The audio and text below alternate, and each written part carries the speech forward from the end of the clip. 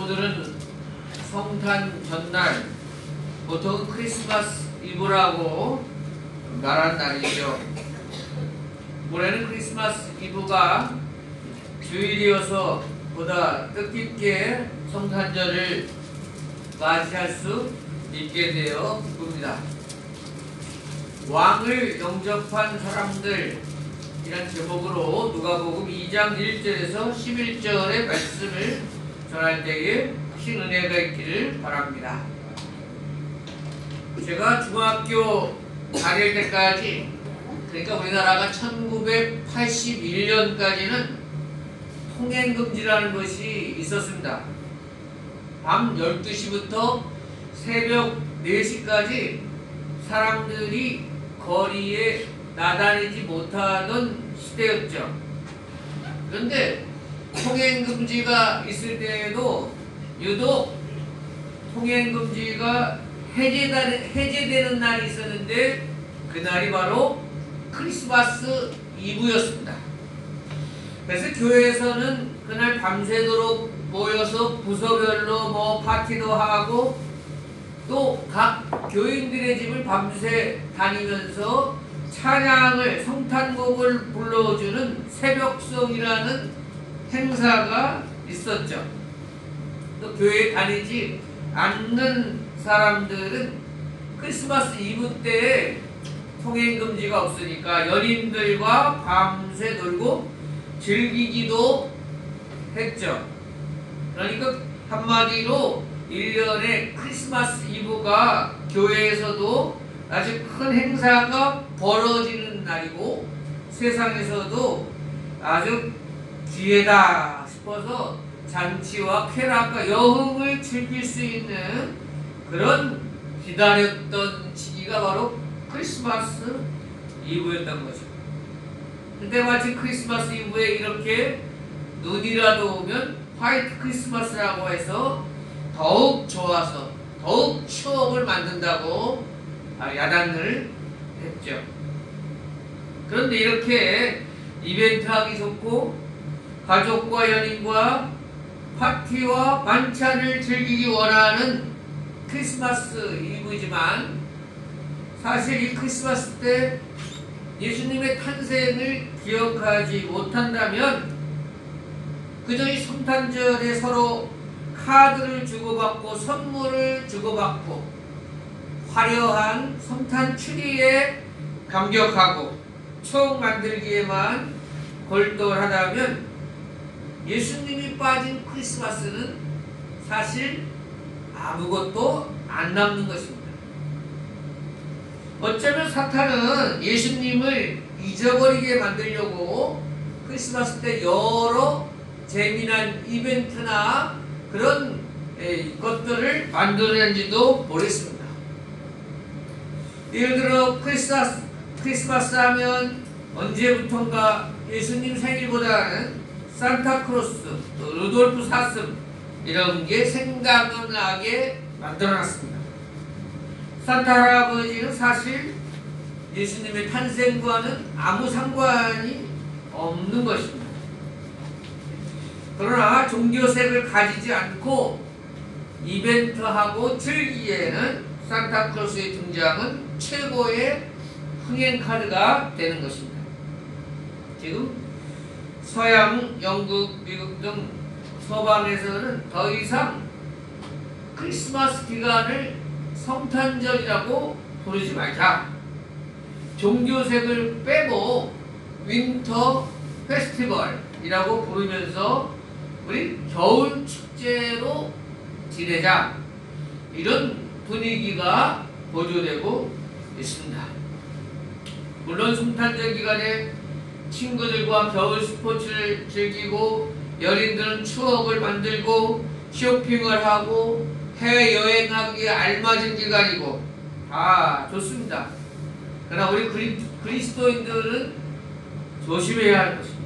이런 상업적인 상술이나 예수님께 초점을 맞추지 못하도록 흐리게 만드는 이런 사탄의 전략에 놀아나서는 안 됩니다.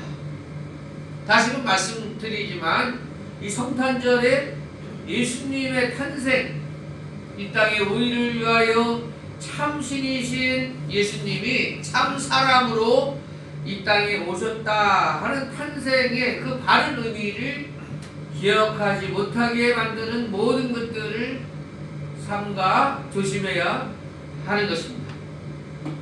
오늘 누가는 본문 말씀에서 예수님 탄생의 역사적인 배경을 설명하고 있어요. 1절에서 7절까지에 뭐라 그러냐면 가이사 아구스도가 영을 내려 천하로 다 호족하라 하였다 이렇게 말하고 있어요. 가이사라는 것이 로마 황제를 가리키는 겁니다. 가이사 아구스도 하면 역사적으로 아우구스투스 로마 황제를 가리키는 것입니다. 누가는 예수님 나신 때를 정확하게 기록하고 있다 하는 것은 예수님의 탄생하심이 어떤 전설이나 스토리 속에 만들어진 인물이 아니고 아주 구체적인 시점, 아우구스투스 로마 황제 때 태어나셨다는 것을 정확하게 역사적인 이름을 말씀하고 있는 것입니다. 예수님 오시기 이제 30여 년 전에 BC 31년 악티움 회전이라는 것이 있었습니다. 로마 옥타비아누스는 로마 내의 안토니우스와 이집트의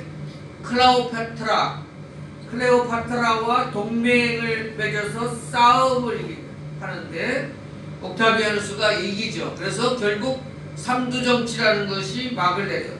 한마디로 말해서 정권이 세 개로 나눠져 있던 것을 이 옥타비아누스가 통일했다는 겁니다. 그리고 모든 권력을 장악하고 자신의 이름을 아우구스투스, 이 말은 존중받는 자, 숭배받는 자, 신으로 추대받는 자, 이런 뜻으로 자신을 아우구스투스라고 부르게 합니다. 그래서 성경에 가이사 아구스도가 바로 이 사람을 가리키는 것입니다. 이제 모든 권세를 손에 쥐고 있는 이 아우구스투스는 로마 팍스나, 로마의 평화의 시대를 열었다 이렇게 말하는 거예요. 요즘도 로마 팍스나 로마의 평화를 말하는 예들이 많은데 이것은 무력으로, 힘으로 평화를 유지해 나가는 세상적인 방법을 가리키는 거예요. 중국이나 북한 같은 데서 노사분규나 데모하고 일어난 것이 있습니까? 그러나 진정 백성들이 행복해서 분기를 일으키지 않는 것입니까? 아닙니다. 정권의 힘에 눌려있기 때문에 어떤 불만이나 소요가 밖으로 드러나지 않는 것입니다. 이런 것을 지금도 로마 팍스나 로마가 주는 평화 이렇게 표현하고 있는 것입니다. 여하튼 이 아구스도 황제는 통일하고 이 거대한 제국 로마를 유지하기 위해서는 군사력이 필요했고 그 군사력을 유지하기 위한 안정적인 재원, 돈이 필요했습니다. 그래서 아구스도가 이 세원 확보를 위해서 제국의 인구조사를 명령했다고 해요. 로마 제국에 있는 모든 사람들은 다 자기의 가족 소속된 족속에게 가서 제대로 호적을 해라. 이 의도는 뭐냐면 누락되는 사람 없이 더 많은 세금을 걷겠다 하는 황제의 뜻이 있는 거예요. 이로써 갈릴리 나사렛 예수로 후에 불리게 될 우리 예수님께서 어떻게 베들레헴에서 탄생하게 되시는지 그 이유가 역사적인 설명이 가능한 것입니다. 예수님께서 자라나신 갈릴리 나사렛에서 이 베들레헴까지는 거리가 145km 정도 떨어져 있습니다. 결코 짧은 거리가 아니에요. 더구나 마리아는 곧 출산을 앞두고 있었습니다. 해산단이 가까운데 145km를 걸어가다시피 했을 거예요. 근데 이제 베들레헴에 도착해가지고 상황이 너무 좋지 않습니다. 아기가 막 나오려고 하는 그 시기에 방이 없는 거예요. 그래갖고 6절과 7절에 거기 있을 그때에 해산할 날이 차서 첫 아들을 낳아 강보에 사서 구유에 누였으니 이는 여호 안에 있을 곳이 없음이라라. 모든 사람들이 호적하러 다 이동하니까 말이에요. 여관을 구할 수가 없는 거예요. 그래서 가까스로 방 대신 가축을 두는 외양간에 머물게 되고 예수님이 말 구유에 누이시게 된 거예요. 뭐 여러분이 알다시피 말 구유는 밥그릇인 것이요. 생각해 보세요. 당시에 가장 높다라고 하는 로마 황제, 자기가 신이라고 하는 로마 황제는 호족을 명령해서 하늘의 왕, 하나님의 평화의 왕이 가장 낮은 구유에 누이셨다 하는 거예요. 가장 높은 곳에서 오시는 하나님께서 종의 형체인 인간의 몸을 입으시고 가장 낮은 곳으로 들어오신 것입니다. 가장 낮은 곳에 임하신 우리 아기 예수님께 경배를 드립시다. 여러분, 예수님이 이 땅에 태어나심은 세상이 개벽하는 역사적인 사건이에요. 하나님께서 사람이 되셔서 이 땅에 들어오셨다는 거예요. 하나님이 이 땅으로 들어오셨다는 거예요. 그거만큼 위대한 일이 어디 있습니까? 예수님이 오심으로 역사가 둘로 나눴잖아요. 예수님 오시기 이전의 시대를 BC, Before Christ, 예수님 오시기 전 시대 이런 뜻이에요. 예수님 오신 이후의 시대를 AD 시대라 그래요. 아노 도미니 라틴어인데 After Christ 이런 뜻이에요. 예수님 오신 이후 시대를 가리키는 거예요. 이렇게 예수님이 오심으로 역사는 둘로 나뉘어지는 거예요. 그만큼 위대하신 분입니다. 그러나 사람들은 예수님이 이 땅에 임하셨을 때에 영접하지 않았습니다. 알지도 못했습니다. 그저 먹고 즐기고 살아가는데 바빴습니다. 온 세상 사람들이 호적하느라고 왔다 갔다 하면서 정신이 없었습니다. 여러분, 하나님께서는 이 예수님의 탄생하심을 왜 로마 황제에게 알리지 않았을까요? 정치적으로 알리지 않았어요. 종교적으로 예수님이 이 땅에 태어나심을 대제사장이나 서기관이나 바리새인들과 같은 종교 지도자들에게도 알리지 않으셨어요. 그들은 예수님을 영접할 가치도 대상도 아니었습니다. 그러면 예수님이 이 땅에 아무도 모르게 이 땅에 태어나셨습니까? 아니에요. 오늘 본문에서 예수님을 영접하고 그분께 경배드린 사람들이 있었단 말이에요. 그리고 우리들도 그와 같은 자들이 되어야 하겠다는 겁니다. 2000년 전에 아기 예수님으로 이 땅에 오셨던 예수님께서는 이제 언제 될지 모르지만 장차 앞으로 심판주로 재림주로 다시 오신다는 겁니다. 그래서 주님을 예비하고 기다리는 대강절 기간이 아기 예수님으로 오신 예수님만을 영접하는 것이 아니라 다시 오실 예수님, 우리가 맞이해야 될 예수님을 기다리는 그런 의미가 함께 들어있는 것입니다. 오늘 말씀을 보면 아기 예수님의 탄생이 8절에 그 지역의 목자들이 밤에 밖에서 자기 양떼를 지키다가 주의 사자가 천사가 전해주는 예수님의 탄생 소식을 들었습니다. 예수님의 탄생 소식을 들은 사람, 맞이할 수 있는 기회를 얻은 사람들이 목자들이었다는 거예요. 처음 목자들에게 알리셨다는 것이 의미심장해요.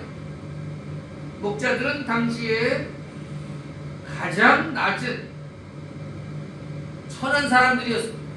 옥스퍼드 대학의 알프레도 에스더하임 교수는 뭐라 그러냐면 목자들은 성전에서 제물로 바치는 양들을 기르던 베들레헴의 목자들로서 그 양들보다 더 낮게 더 철하게 취급받는 사람들이었다 이렇게 말하고 있습니다. 종들이었어요. 밤에 잠도 못 자고 밤새도록 일하는 사람들이 어떻게 편안하고 부유함을 누린 사람들이었겠어요. 그러나 하나님께서는 자신에게 주어진 역할을 충실히 수행하는 목자들, 양들보다도 더 낮은 자리에 있지만 불평보다는 그저 순종의 길을 걷는 목자들에게 가장 먼저 예수님 탄생의 기쁜 소식을 전해주고 있단 말입니다. 천사들은 목자들에게 말했어요. 10절에 천사가 이르되 무서워하지 말라. 보라, 내가 온 백성에게 비칠 큰 기쁜 좋은 소식을 너희에게 전하노라. 목자들이 들은 소식은 온 백성에게 비칠 가장 큰 기쁨의 좋은 소식. 여러분 믿으시기 바라요. 예수님이 이 땅에 태어나심은 이 세상에서 들을 수 있는 그 어떤 것으로도 비교할 수 없는 가장 기쁜 소식임을 믿으시기를 바랍니다. 아멘. 여러분들에게 가장 기쁜 소식은 예수님이 이 땅에 태어나신 거예요. 지금도 마찬가지예요. 얼마나 많은 사람들이 죽지 못해 살아가는지 모릅니다. 우리나라에서만도 하루에도 수십 명씩 자살을 하는 그런 사회인 것입니다. 그런 연약한 자들에게 소망을 주시려고 예수님이 이 땅에 태어나셨습니다. 예수님은 지금 한창 싸움과 전쟁이 끊이지 않고 지진과 화산과 자연재해로 고통당하는 자들에게 집이 다 쓸려가고 집이 다 불타고 이제 아무것도 남지 않은 자들에게 가장 큰 소망으로 다가오시는 분이십니다.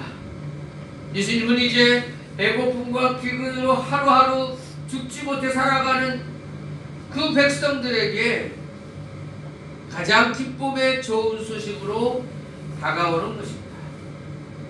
우리 북한동포 제가 기도에도 말했지만 정말 너무 부족하고 열악한 가운데 살아가고 있습니다. 여러분도 아시겠지만 죽은 소 팔아먹었다고 해서 그냥 공개적으로 총살을 시키는 그런 사회인 것입니다. 그만큼 먹을 것이 지금 부족하고 특별히 예수님을 알지 못해 정말 어두움의 땅이고 얼어붙은 땅 가운데 살고 있는 그들에게 가장 기쁨의 좋은 소식이 뭐겠어요? 예수님의 좋은 소식이 그들에게 들어갈 때에 그래서 그들은 그 눈 속에서도 그 산 속에서도 그 땅굴 속에서도 예수님을 이렇게 삼삼오 아주 점조직으로 모일 수밖에 없는 그들이지만 지하교회에서 예수님의 말씀을 들을 때에는 목숨도 아까워하지 않고 산속이라든지 굴속이라든지 눈 속에서라도 수시치를 가서 두세 사람 모여가지고 예배드리는 일이 끊이지 않는 것은 그들이 믿고 의지하고 소망을 삼을 수 있는 것은 오직 예수님에게서만 발견되었기 때문인 것입니다. 사랑하는 여러분들에게도 예수님이 오직 소망이 되시고 예수님만이 여러분의 구원자가 되시고 예수님만이 여러분이 사랑하는 존재가 되기를 축복합니다. 그 목자들은 어떻게 했어요? 지금 양떼들 때문에 이 양떼들을 두고 가서 예수님을 영접할 수 없습니다. 우리가 잘못 들은 건 아닌가? 우리가 가봤자 우리 천안 신문에 박대해서 문 안에 들어가지도 못할지 몰라. 우리 여러 가지 부정적인 생각을 다 떨쳐버리고 예수님께 나아가자. 예수님께 나아가 경배하자. 그를 찾아갔습니다. 목자들은 자기들이 본 것을 많은 사람들에게 전했습니다. 아기 예수님께 엎드려 경배했습니다. 그들은 비록 예수님께 바칠 수 있는 아무것도 없는 빈손이었지만 아기 예수님께 그들의 마음을 바쳐 경배하고 그들의 집으로 돌아갈 때 하나님께 영광을 돌리고 찬송하며 돌아간다 말씀하고 있는 것입니다. 목자들은 심령이 가난한 자들의 모범이 된 사람들입니다. 그렇습니다. 하나님은 이렇게 의에 줄이고 목마른 자들을 오늘도 찾으세요. 예수님을 가장 영접하기에 합당한 사람들이 이렇게 심령이 가난한 사람들입니다. 이 세상에서는 보잘 것 없고 내세울 것 없고 특별히 믿을 만한 것 없지만 오직 그 심령의 주님을 사모하여 그 주님으로 만족하려고 하는 사람, 그 주님만을 온 몸으로 온 마음으로 두 손으로 꼭 예수님만을 붙들고 의지하려고 하는 그 심령이 가난한 사람들에게 주님이 받아주시고 주님이 축복하신다 그런 사실을 기억하시기를 바랍니다. 또 아기 예수님을 영접한 사람들 중에 우리가 잘 아는 동방박사 세 사람이 있어요. 누가복음에는 나오지 않지만 마태복음에는 그들이 나오죠. 유대인들이 아니에요. 지금으로 치면 이라크나 시리아 정도에서 살고 있는 사람들, 별을 연구하는 아마 이방의 점성술가라고 하는 것이 맞을 거예요. 그들은 별을 연구하다가 유대의 왕이 날 것이라 여겨지는 별을 발견했어요. 이게 다 예수님께서 또 하나님께서 하신 거죠. 그래서 유대 예루살렘까지 이뤄서 이제 베들레헴까지 가게 되고 그들을 인도한 것이 바로 별이었어요. 자, 하나님께서는 동방박사들을 왜 불러오셨을까? 왜 별이라는 것을 보여주시고 유대까지 와서 경배하게 하셨을까? 그들은 예수님 앞에 보배합을 열어서 황금과 유황과 몰약을 드립니다. 아기 예수님이 경배드리죠? 예수님이 이 땅에 유대인의 왕으로 탄생하셨지만 그 예수님은 유대인의 왕으로서만 오신 분이 아니다. 그 예수님은 만왕의 왕이고 만주의 주고 온 이방 백성들도 다 경배할 대상이다. 예수님이 온 세상의 왕이시다. 이것을 나타내시기 위해서 먼 지역에 동방박사들이 와서 예수님께 경배하게 하고 계신 것입니다. 예수님은 인류를 위해 하나님 나라를 세우기 위해 오셨습니다. 동방박사가 되니 황금은 왕권을 상징하고 유향은 제사장직을 상징하고 몰약은 예수님의 고난과 죽음을 상징한다고 보통 말하지만 동방박사들은 그런 의미까지는 전혀 모르고 예수님께 드렸겠죠. 관례대로 드렸을 뿐일 것입니다. 그러나 그 모든 것을 통합해서 하나님께서는 큰 영광과 사역을 암시해 주신 것입니다. 동방박사들이 유대인의 왕이 태어날 걸 알고 뭐하러 왔어요? 경배드리기 위해서 왔어요. 예배드리기 위해서 온 거란 말이죠. 오죽했으면 헤롯이 거짓말로 자기도 경배하겠다고 예수님 만나면 자기한테도 가르쳐달라고 했겠어요. 그래요. 우리 성탄절은 예배의 날이 되어야 됩니다. 지금도 온전한 예배의 날이 되어야 바른 성탄절을 지내는 것입니다. 우리 예전에 중고등학교 시절에 보면은 밤새 뭐 파티하고 새벽송 돌고 뭐 밤새도록 돌아다니다가 그 다음날 성탄절 예배에는 친구들 모든 중고등학생들 청년들이 다 꼬박꼬박 졸았어요. 파티하느라고 뭐 선물 교환하느라고 진작 올바로 예배드려야 될 성탄절 예배에는 다들 졸면서 지냈던 기억이 납니다. 이 주객이 전도되어가지고 성탄절에 올바른 예배를 드리지 못한 거예요. 우리가 이거 기억해야 돼. 성탄절에 온갖 이벤트를 하고 즐거운 시간을 가지고 여행을 하고 뭐하고 막 바쁘게 지내다 보니까 올바른 예배를 드리지 못해. 그러면 하나님 기뻐하시는 성탄절을 보낸 것이 아니에요. 오늘 동방박사들처럼 그들이 수천 킬로를 달려온 것은 아기 예수님께 예배드리기 위함이다. 그래서 우리 오늘도 그렇고 내일까지 성탄절 예배를 드릴 텐데 다른 그 무엇보다도 온전히 경배와 찬양을 드리는 성탄절 기간이 되어야 되겠다. 이렇게 결심하는 우리 모두가 되기를 바랍니다.